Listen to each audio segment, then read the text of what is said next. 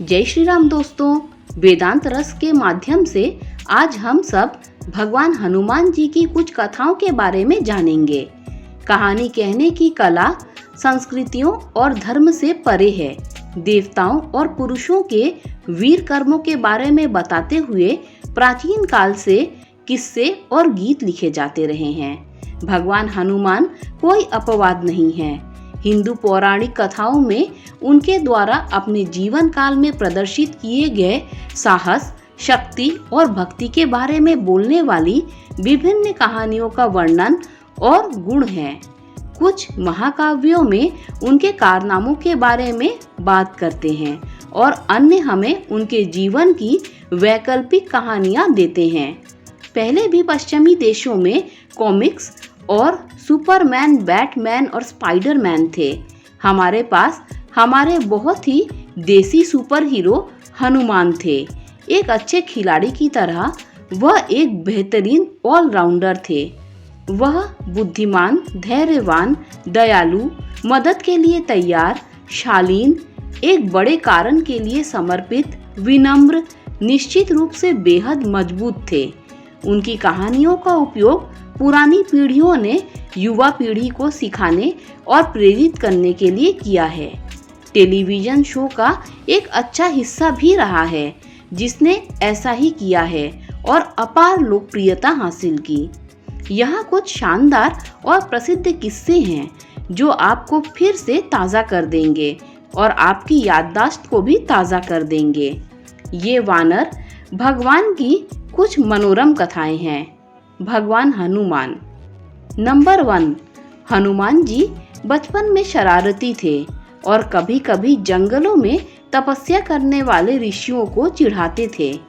उनकी हरकतों को असहनीय पाकर, लेकिन यह महसूस करते हुए कि हनुमान एक बच्चे थे, ऋषियों ने उन्हें एक हल्का श्राप दिया, जिसके कारण वे अपनी क्षमता और शक्तियों को याद नहीं रख पा रहे थे जब तक कि कोई अन्य व्यक्ति उन्हें याद न दिलाए। किष्किंधा कांड और सुंदर कांड में श्राप पर प्रकाश डाला गया है। जब जामवंत ने हनुमान को उनकी क्षमताओं की याद दिलाई और उन्हें सीता को खोजने के लिए प्रोत्साहित किया। नंबर 2, भगवान हनुमान जी और भगवान भीम दोनों भाई थे। हनुमान जी को भीम का भाई भी माना जाता है क्योंकि उनके एक ही पिता वायु थे। पांडवों के वनवास के दौरान हनुमान अपने अहंकार को वश में करने के लिए भीम को एक कमजोर और वृद्ध बंदर के रूप में प्रकट होते हैं। हनुमान अपनी पूंछ के साथ भीम के रास्ते को अवरुद्ध करते हैं। अपनी पहचान से अनजान भीम ने उसे रास्ते से हट जाने के लिए कहा। हनुमान मना कर देते हैं। फिर भीम पूंछ को खुद हिलाने की कोशिश करता है, लेकिन वह अपनी बड़ी ताकत के बावजूद असमर्थ होता है, यह महसूस करते हुए कि वह कोई साधारण बंदर नहीं है। भीम आत्मसमर्पण कर देते हैं। नंबर 3, रामायण में हनुमान जी भूख के बारे में एक जिज्ञासा कहानी हमें दिखाई गई है। इस बार सीता के वनवास के दौरान हनुमान पुजारी वाल्मीकि की कुटिया में उनसे मिलने गए। उन्हें देखकर सीता खुशी से झूम उठी और उन्होंने हनुमान के लिए कई व्यंजन बनाए। उसने उसकी सेवा करना जारी रखा, लेकिन जल्द ही थकावट के कगार पर थी। निराशा में उसने भगवान राम से प्रार्थना की, जिन्होंने उसे हनुमान को परोसे जाने वाले भोजन में एक तुलसी का पत्ता जोड़ने की सलाह दी। चूंकि तुलसी भगवान राम को अर्पित की जाती है और हनुमान राम के प्रबल अनुयायी थे, उनकी भूख अंततः कम हो गई और वे तृप्त हो गए। नंबर 4, हनुमान जी का एक पुत्र भी था जिसका नाम मकरध्वज था। मकरध्वज के जन्म की कहानी काफी दिलचस्प है। जब हनुमान लंका जलाने के लिए समुद्र के ऊपर वापस उड़ रहे थे, तब उन्हें बहुत पसीना आ रहा था। उसके पसीने की एक बूंद पानी में गिर गई और एक मगरमच्छ या मछली ने उसे निगल लिया। इस तरह मकरध्वज की कल्पना की गई थी। नंबर 5, हनुमान अपनी वानर सेना के साथ गुफा के प्रवेश द्वार के पहरेदार थे, जहां वैष्णो देवी गुफा के बाहर आने से पहले 9 महीने तक ध्यान कर रही थी।